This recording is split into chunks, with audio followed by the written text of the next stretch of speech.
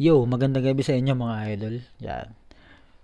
Ito 2 days na to kaya lang hindi ko siya ni-review kasi nagbigay daan ako dun sa The Mongoloids, no. Pero syempre, babalikan natin to kasi puta the best to eh. Diba? Para to sa mga babaeng mga babaeng parang in short kupal, parang ganun, no. Hindi ko naman nilalahat pero para to sa inyo, sa mga babaeng binabaliwala kaming mga lalaki. Let's go. Erning Bakal, Balasubas, Hakim, syempre, at si Alindog, motherfucking Alindog, and Bebang Balisong. Let's go.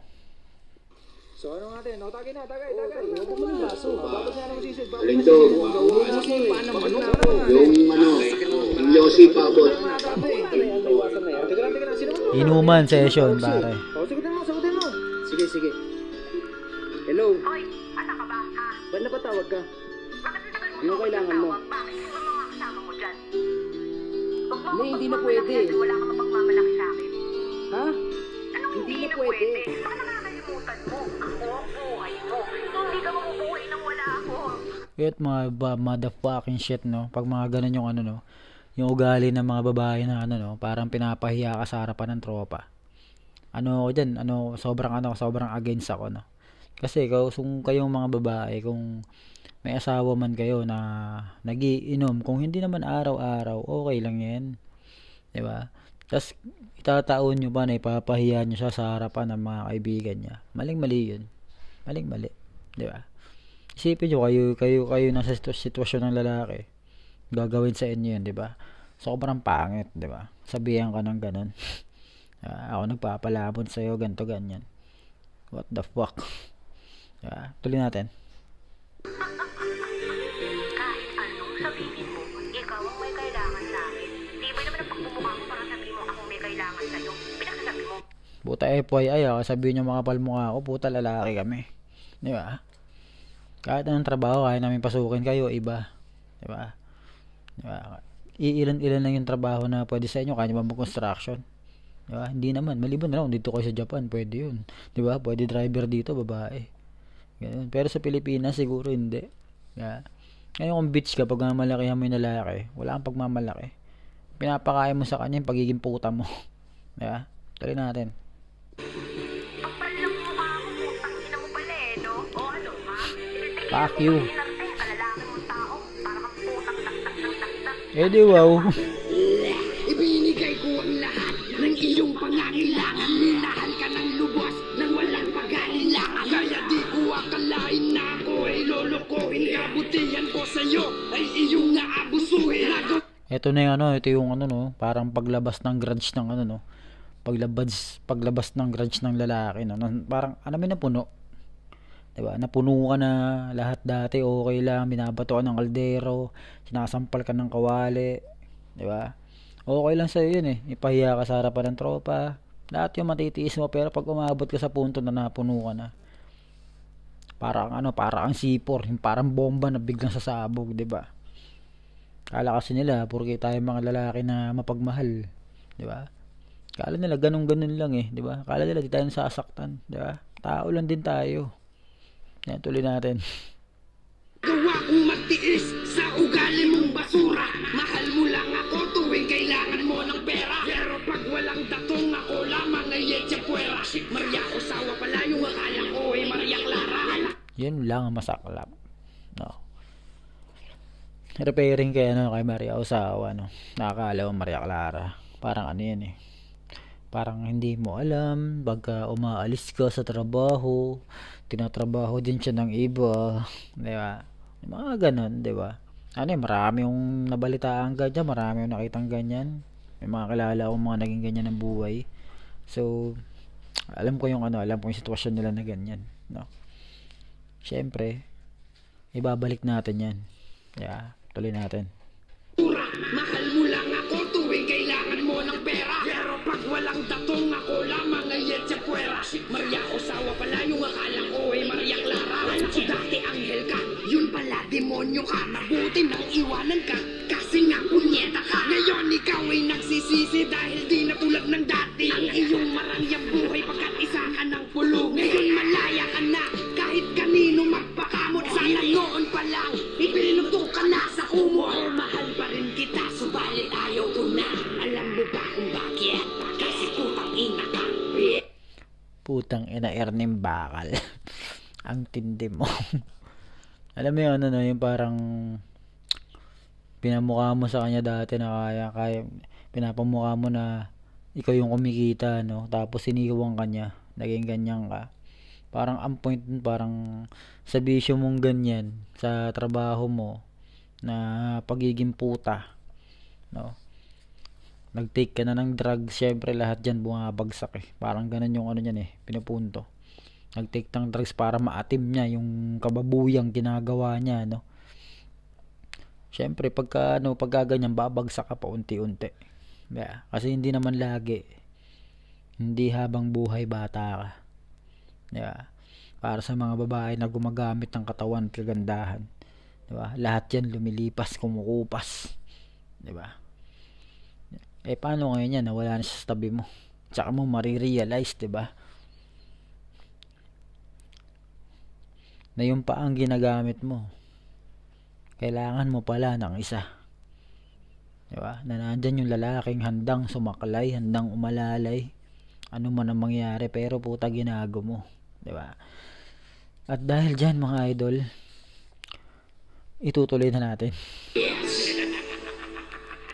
Palalayain na kita, katalikod lang habang papalayo ka. Yuyuko na lang ako, di nalilingon ko saan ka patungo. Kakalimutan na ang alaala, Yeah. nang ikaw ay kapiling pa. Aha. Kaya ko gagawin ito, dahil putang ina ka. Credits kay Bebang ha, putan. Ang galing mo kumanta. Ano yan eh, parang sa chorus ni Bebang parang ano no, naalala ko yung ages no. Panahon ng kabataan ngayon, grade 3 yata ako no, grade 2. Una ko napakinggan ages. Ano yung tema mo ganun eh. Pag narinig yung boses mo na ganyan, ages yung unang papasok eh. Hindi ko alam sino to, si Bebang Balisong eh. Baka member ng Aegis to eh. Diba? Ang ganda eh. Ganda nung ano niya eh. Yung husky na mataas yung boses. Tuloy natin. Alala mo pa paano panahong masaya tayo? Oh, Idol Balasubas. Let's go. Dahil putang ina ka. Alala mo pa paano panahong masaya tayo? Yeah. Hindi ko malambing na mga tawa at ngiti mo. Aha. Halik na bumabawi sa maghapon ko napagod. Tinuturing na sukli sa araw-araw na pagkayod.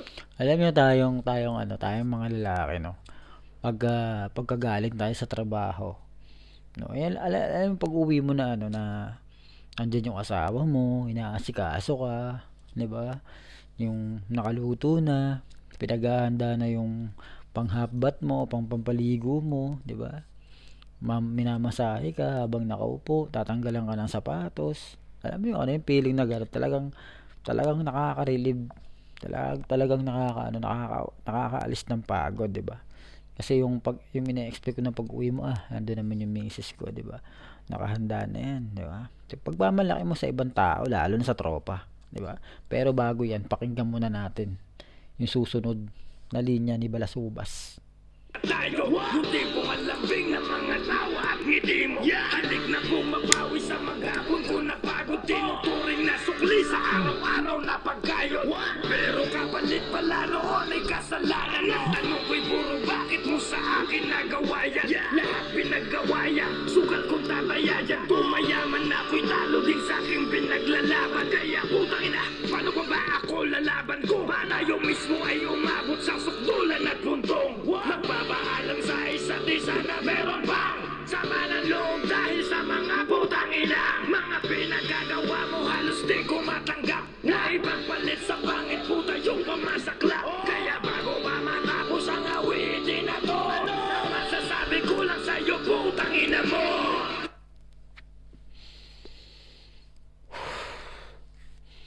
Alam mo yung ano no, yung inaasahan mo pala na ano na asawa mo na napakagaling magkalinga, napakagaling mag-alaga, no? Puta ka na binibendeho ka pala, 'di ba? Alam mo yung talagang ano, talagang ano, kahit ayaw mo siyang hiwalayan, gagawin mo na lang kasi hindi mo na kaya yung samahan ng loob, no?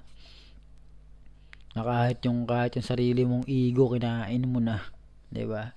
Ginawa mo na't lahat pero putang ina mababalitaan mo. 'Di ba? Putang ina pala, 'di ba? Kung sino-sino lang pala. Yung kumakana, 'di ba? Doon sa butas na akala mo pagmamay-ari mo, no, na pumirma ka, hindi mo alam putang ina pati pala sa tumbong may pumirma na. Putang ina.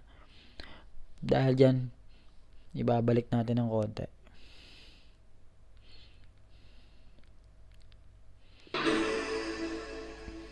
Palalayain na kita. Yo, bebang. Tatalikod lang habang papalayo ka. Yuyo ko na lang ako. Di nalilingon ko saan ka patungo. Galing. Kakalimutan na ang alaala nang ikaw ay kapiling pa.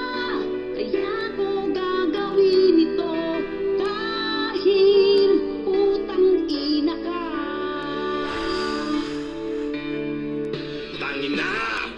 Tangina. Putang, ano yung pasok ni Alindog? Ano yun, parang trademark, no? Trademark niya yun, no? Yung tangina. Di ba? Trademark, Alindog yan, eh. Di ba? Putang, inageto dogs yan. Dahil Let's go. putang ina ka. Hindi ako, ah.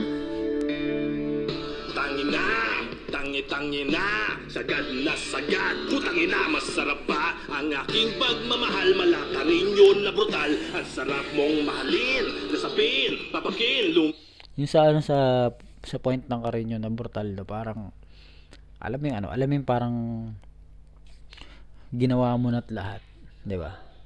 Pero pagdating sa kanya parang ano yun, parang wala yan. Okay lang, mahal niya ako. Okay. Taka na, libog ako eh. 'Di ba? Alam mo yun, 'di ba?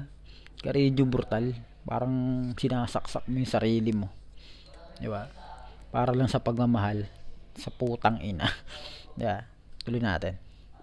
Sagad, putang ina, masarap ba ang aking pagmamahal? Malaka rin yun na brutal. Ang sarap mong mahalin, nasapin, papakin, lumiwanag ang dilim nung ikaw ay dumating. Pakiramdam ko tuloy ako sa hangin lumangoy. Pero Alam mo yung feeling na ano, no, parang nung dumating siya parang nagkaroon ng way, no. Nakita mo yung tamang landas, no, kung madilim yung nilalakaran mo, no. Nagdumating yung tao, nagbabago sa'yo. Pero putang ina, yun din pala yung sisira ng mundo mo na akala mo yung binago mo. 'Di ba? Tuloy natin. pag may topa ka, ang hirap mong espelengin. Kausap ko ay hangin, ay nako, wag ako. Di ko kailangan ng katulad mo, umalis ka na bago pa maiundog. Di pwede sa akin ang galawan mo, di mo ba alam na ako si Alindog? Ang pinakamalakas, ano man laban na di umaatras. Nagsigarit pa sa mga ungas, nung mga aso ay nagsilabas. Ayun yung ano, no, yun yung point na parang puta baka nakakalimutan mo, lalaki ako. 'Di ba? Kaya kong tumayo sa sarili kong paa sa kahit na anong paraan, 'di ba? Yan tayo eh, lalaki tayo eh, 'di ba? Ipaglaban natin yung bandera natin, 'di ba? Huwag niyong ibababa, 'di ba? Binababa lang ang bandera ng lalaki sa karapat-dapat na babae, 'di ba? Ang lakas ng usok. So, dito pinapakita ni Alindog na yung pagiging lalaki, 'di ba? Pinapanindigan 'yan. Yeah, bilang padre de pamilya, bilang lalaki sa loob ng tahanan, no. Pero sana wag naman naabusuhin kasi kahit gaano katigas ang poste, 'di ba? Kahit gaano katigas ang poste kapag inana 'yan, tutumba rin yan, di ba? At maghahanap uli ng bahay na pagtatayuan niya ng haligi, di ba? Tuloy natin. Sa bakuran, misa ay tulala, naaalala nung masaya, nagmamahala, wala pakialam sa sasabihin ng angkan. Kung mababalik kang nakaraan, mamahalin kitang walang hanggan. Itaga mo sa bato, mananatili sa puso. Alindog, Palalayain na kita, Bebang, tatalikod lang habang papalayo ka. Balisong, Yuyo ko na lang ako, di nalilingon ko saan ka patungo. Kakalimutan na ang alaala, nang ikaw ay kapiling pa. Kaya ko gagawin ito, dahil putang ina ka. ganito yun, no?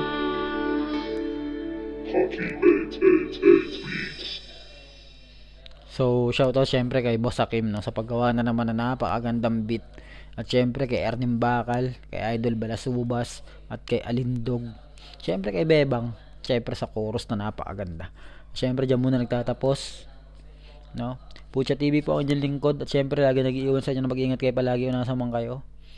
Dahil maraming inchik na gumagala na di natin nakikita. Kaya kahit nasan ka man, mag-iingat ka. Peace out.